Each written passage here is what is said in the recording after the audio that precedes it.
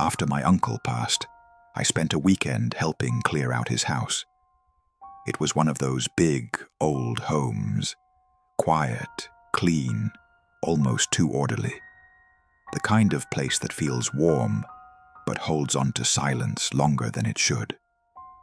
While going through the attic, I found a journal tucked behind a loose board near the back wall. It wasn't labeled, no name, no dates on the cover. It was positioned in a way that felt intentional, like it wasn't meant to be stumbled across.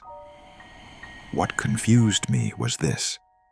My uncle didn't journal. He wasn't paranoid. He never had mental health issues. He was practical, organized, grounded. That's why what I read didn't sit right with me. It didn't sound like him, but it also didn't read like fiction. This is what he wrote. I bought 1,000 acres in a rural part of the South. It was supposed to be the dream. Total isolation. I was living out of an RV on the edge of the property while I planned out the build. My brother came down for the weekend, and we spent the days mapping animal paths and setting up trail cameras. We wanted to see the land before we fenced it in. But the cameras started picking up things that weren't deer. At first, it was just movement in the distance, flashlights, maybe some campers. Then we found the trail.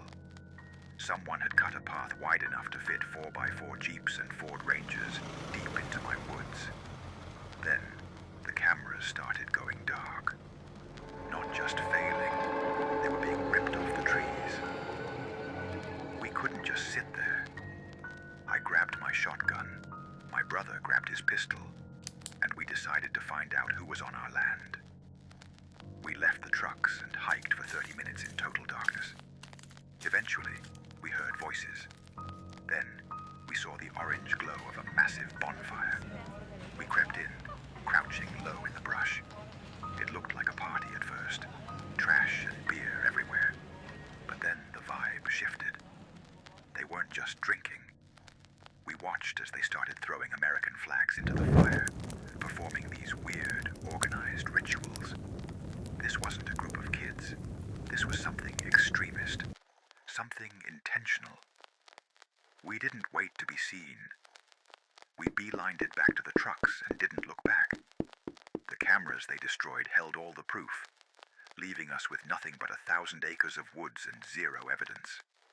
I blocked off every access path and put up high-end surveillance, and since then, the activity has stopped. But sitting in this RV at night, you realize a no trespassing sign doesn't stop people like that. It just tells them you're watching. Ultimately, I guess he made peace with the fact that he owns land near some crazy people. But I can't help but wonder why he didn't tell anyone, unless nobody's telling the younger generation what happened. But now I know.